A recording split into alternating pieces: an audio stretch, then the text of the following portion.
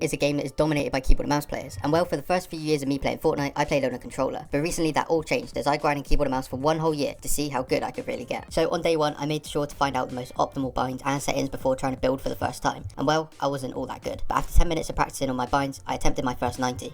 I started slow, but after a couple of attempts I managed to do it.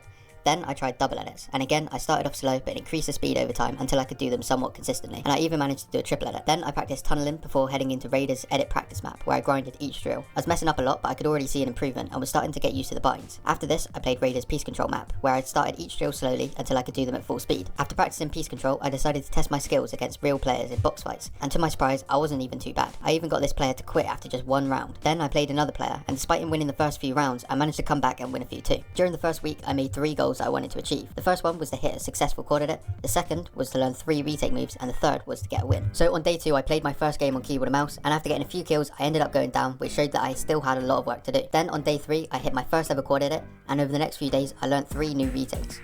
So by this point in the progression, I'd now completed 2 out of 3 challenges for the first week. So from day 4 to day 7 I continued to start off my day with free building before practicing my fighting in headshot only box fights, 1v1 realistics and 1v1 build fights. Then on day 7 I played another game in hopes to win my first game on keyboard and mouse. So I practiced for hours before playing the game, and well, it all came down to this.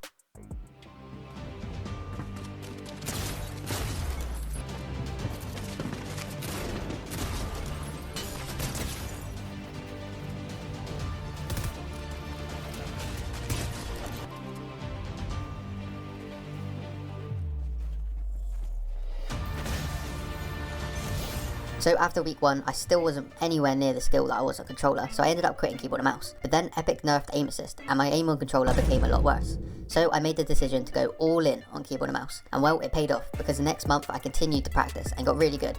So I decided to play my first tournament, which was an FNCS Skin Cup. I played okay and got a few kills, but I ended up placing 3,180th, which was quite far away from the place that was needed to win the skin. But despite this, I learned a lot from the tournament, and so I decided to keep on grinding, and in month 6 I finally got my first ever PC. And as well as this, Fortnite released a new OG Fortnite season. So I now had a lot of motivation to play, so I continued practicing and even started to use aim labs to improve my aim. And after some time I felt ready to play in cash tournaments, so I decided to play the solo cash cup in the hopes of qualifying to finals.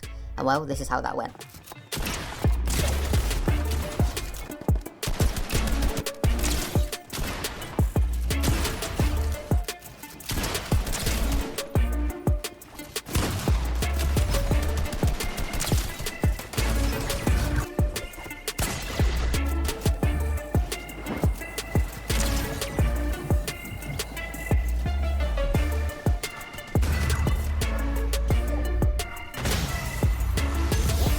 So after that game I actually managed to qualify to finals for the first time of me being on keyboard and mouse, and well, this momentum continued as I managed to qualify to finals multiple times after this. Then on June the 22nd of 2024, Fortnite decided to release the new Reload game mode, and I was instantly grinding it. So I decided to speedrun to Unreal using keyboard and mouse only, and I managed to do it not once but twice in 2 separate seasons. This was massive improvement from the first week where I was struggling to get a win in pubs, which was mostly filled with AI bots. Then over the next few months I continued to practice in both creative maps such as 1v1 build fights and speed realistics, as well as Fortnite Reload, and I started to notice my mechanics getting a lot better, and in month 12 this is what they look like.